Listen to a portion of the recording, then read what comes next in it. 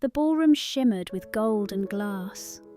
Laughter bounced off the high ceilings, champagne bubbled in crystal flutes, and the band played a tune lively enough to pull half the room onto the dance floor.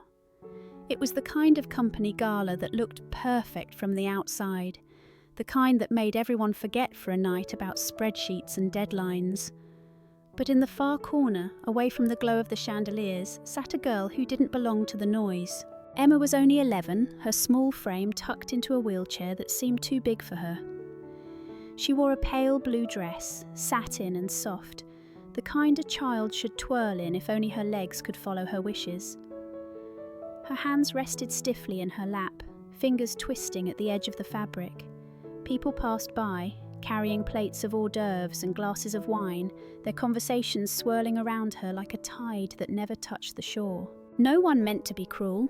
They saw her, of course they did, but they looked away as if eye contact might demand something they weren't ready to give. Some nodded politely and kept walking. Others smiled thinly without slowing down. To them, she was just part of the backdrop, like the floral arrangements or the ice sculpture near the stage. Her father was only a few yards away, but he might as well have been a world apart. Charles Maddox, the man who ran the company hosting the gala, stood in a circle of suits and sequined gowns, laughing too loud, clapping backs, making promises about the next quarter. He looked like the picture of success.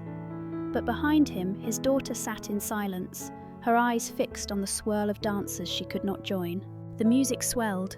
A cheer went up from the crowd. And there, in that moment of celebration, Emma's lips trembled. She blinked quickly, trying to keep the tears from spilling, because she knew, just like she had known at so many other events, that nobody was coming for her. Charles Maddox never noticed the way his daughter's shoulders slumped. He was too busy doing what he always did at events like this, shaking hands, closing deals with a smile that never reached his eyes. The gala wasn't just a celebration, it was a stage, and Charles knew how to play his part. He moved from one group to another with practiced ease, his laugh timed perfectly, his glass raised in all the right toasts. People leaned in when he spoke, hanging on every word about markets, projections and partnerships. He looked every bit the man who carried a company on his back. To most of the room, he was larger than life. To the one person who needed him most, he was simply absent. Emma watched him from her corner. She didn't resent the attention he gave others, she was used to it. But there was something about tonight, about the way the light made his smile shine for strangers while she sat in the shadows, that made the ache in her chest harder to ignore. She fiddled with the ribbon on her dress, telling herself she didn't care. But the truth pressed heavy in her small hands. She cared more than anything. Every once in a while, someone brushed past her chair with a polite, "Excuse me," but no one stopped. Her plate was empty, her glass of water nearly gone. The laughter around her grew louder, the music faster, and she shrank further into her seat as if making herself invisible would hurt less. Charles glanced her way once, just once. His eyes skimmed past her like checking that a coat was still hanging where he left it. Then he turned back to a conversation with a man in a dark suit, the corners of his mouth lifting into another rehearsed grin. The distance between them wasn't measured in feet or tables. It was measured in years of missed breakfasts, evenings swallowed by conference calls, and moments like this, where a daughter silently begged to be seen and a father didn't look long enough to notice.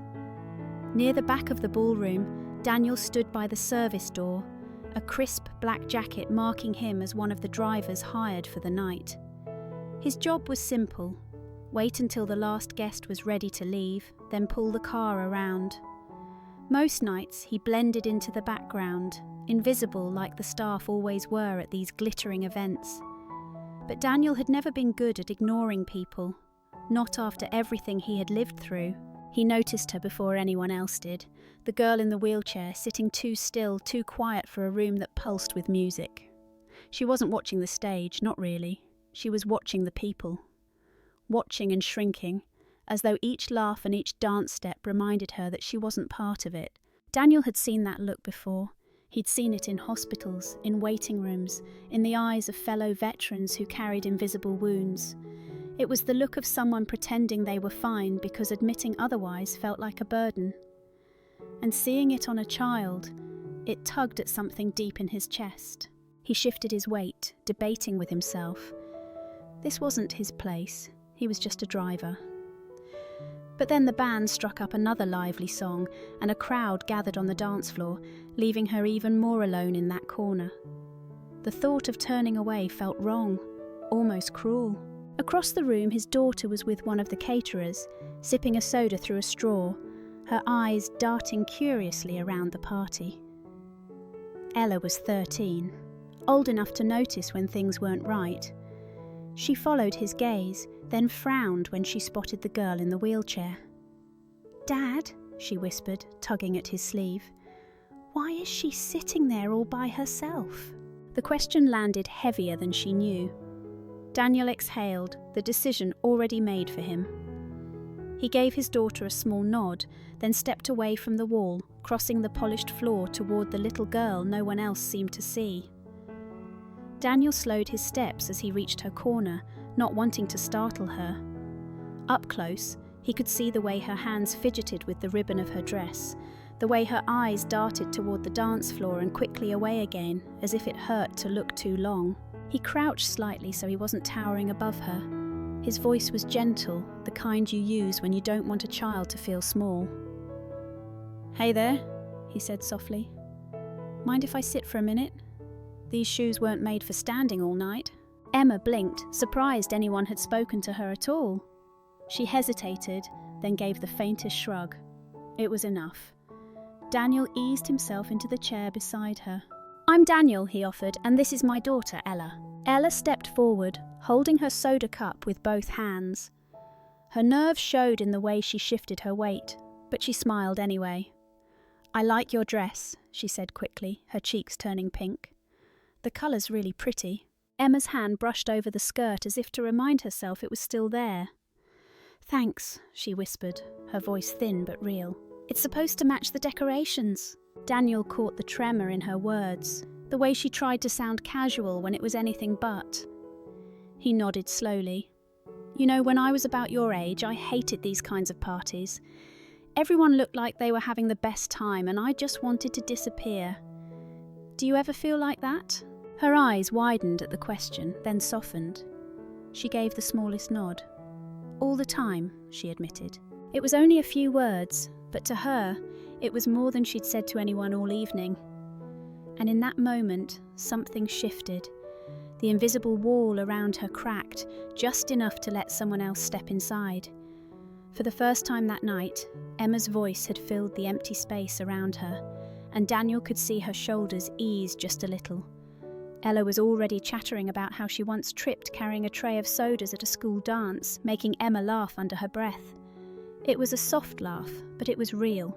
Daniel smiled, letting the girls talk, when a man in a tailored suit passed by. He glanced at Emma, slowed for half a second, then muttered with a pitying shake of his head, "Shame. Pretty little thing, but what can she really do like that?" The words dropped like a stone in the quiet bubble they had created. Emma's face fell. Her hands, which had started to loosen, tightened again on her lap until her knuckles turned pale. She looked down, blinking fast, as if hiding would make the sting go away. Daniel felt the heat rise in his chest. He had heard that tone before, casual, dismissive, the kind of comment people tossed out, without realising how deep it cut. He leaned forward slightly, his voice steady but firm enough to stop the man in his tracks. "Sir, she can do more than you think. A lot more. Sometimes it just takes someone willing to see it." The man looked startled, mumbled something about getting another drink, and hurried off, disappearing into the crowd. The music swelled again, covering the moment as if nothing had happened, but for Emma, it had. She glanced up at Daniel, her eyes glassy, searching his face as if trying to decide whether he really meant it. He gave her a small, reassuring nod. "Don't let people tell you what you can't do," he said quietly. "They don't know you." Something unspoken passed between them. Ella reached out, touching Emma's hand with her own. It was such a simple gesture, but Emma clung to it like a lifeline. For the first time all night, she didn't feel invisible. She felt defended. Charles had been moving from one conversation to the next, his laugh booming just loud enough to reassure investors who wanted to believe he never worried. But then, across the room, something unexpected caught his attention. His daughter. Emma was laughing, really laughing. Her shoulders, always so tight and guarded, had softened. Her face glowed in a way he hadn't seen since before the accident. For a split second, pride flickered in him. And then he saw who sat beside her. A driver, one of the hired men. The pride twisted into unease. His smile flattened. Without thinking, he cut short the conversation, muttering an excuse as he strode toward them, polished shoes striking sharp against the marble floor. Guests glanced up, then quickly looked away. They knew that stride. As he closed in, the small circle of warmth around Emma seemed to shrink. She noticed her father, and the laughter drained from her lips. Her hands clenched the arms of her wheelchair, bracing for something she couldn't name but had felt many times before. Daniel rose to his feet, calm but steady, instinctively positioning himself at Emma's side, not in defiance, but in quiet protection. "What's going on here?" Charles's voice was low but cutting, the kind of voice that could silence an entire boardroom. His eyes narrowed on Daniel. "This isn't your place." Emma flinched. Daniel caught the movement, and instead of shrinking back, he spoke. His words were measured, but they carried weight. "Sir, with respect, she was alone. I thought maybe no one should have to sit through a night like this by themselves." A few nearby guests turned their heads, whispers hovering in the air. Charles felt heat rise in his neck. To be corrected by a driver in front of witnesses was unthinkable. His instinct screamed to shut it down, to reassert control. But then his eyes fell on Emma again. Her wide gaze wasn't grateful for his arrival. It was fearful, afraid he would push away the one person who had made her feel seen tonight. That look gutted him more than the whispers ever could. For the first time in years, the power shifted, not in the room, but inside him. His jaw tightened and his breath came unsteady. He wanted to lash out, to end this embarrassment, but the words stuck.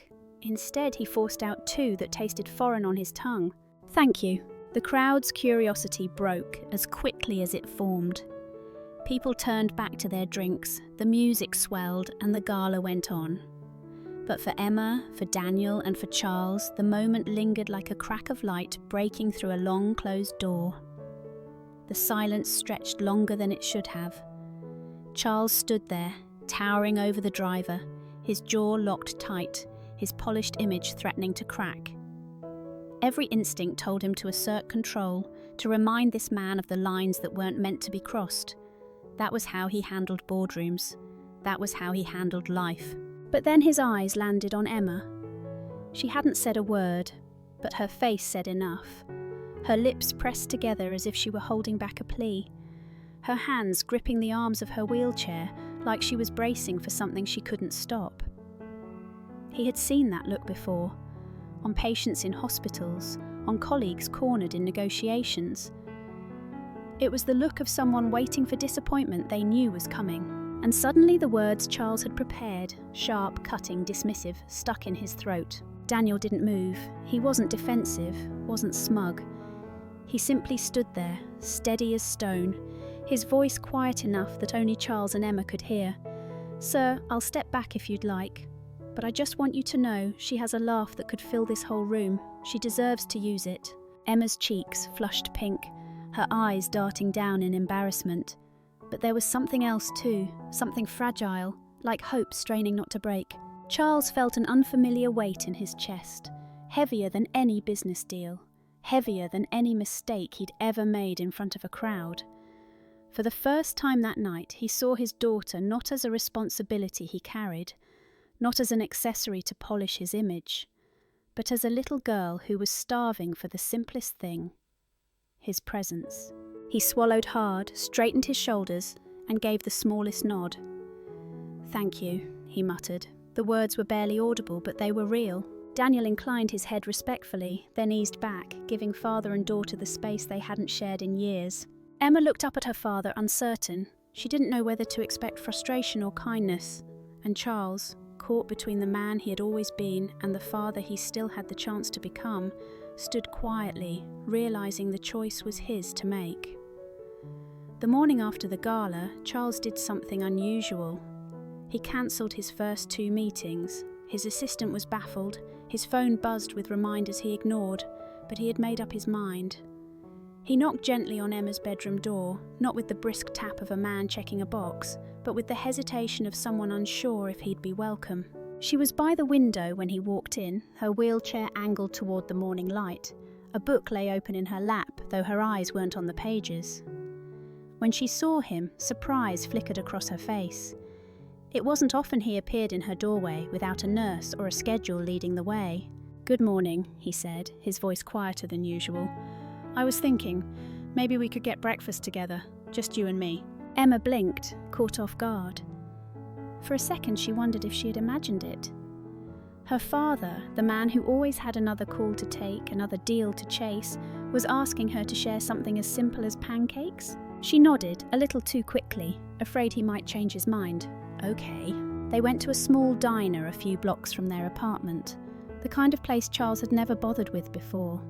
The smell of bacon and coffee filled the air, and the clatter of plates made it feel alive in a way the hushed elegance of their home never did. Emma ordered waffles with strawberries. Charles ordered the same, though he barely touched his food at first, his phone buzzing on the table like an unwelcome guest. He picked it up out of habit, thumb hovering over the screen. Emma's face fell. She didn't say a word, but he saw it, the way her shoulders slumped, the way her fork slowed in mid-air. For once, Charles didn't press the call. He set the phone face down and pushed it aside.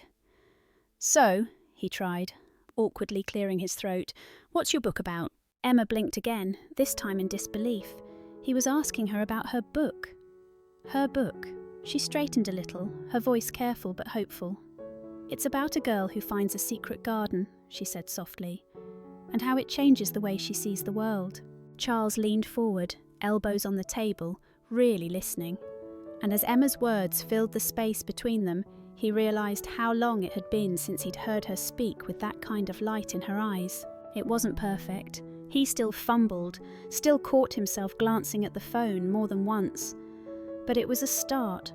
For the first time in years, Emma wasn't dining with a shadow of her father. She was sitting across from him. The weeks that followed carried a rhythm Emma had never known with her father. Saturday mornings turned into short drives to the park, the windows cracked just enough for the air to sweep through. Sometimes they stopped for ice cream, even in the cold, because Emma said it tasted better when your fingers were freezing. Charles had never done that before. He had never thought to. At home he began asking about her books, sitting on the couch while she explained the worlds she escaped into. She showed him her notebooks filled with half-written stories, messy handwriting looping across the pages. "They're not finished," she warned. But Charles only smiled and said, "Neither am I." Still, change didn't come smoothly. One evening, Emma waited for him in the living room with her sketchbook open, eager to show him the drawing she'd worked on all day. He came in late, jacket slung over one arm, phone pressed to his ear. She held the sketchbook up, her eyes bright. He didn't even notice.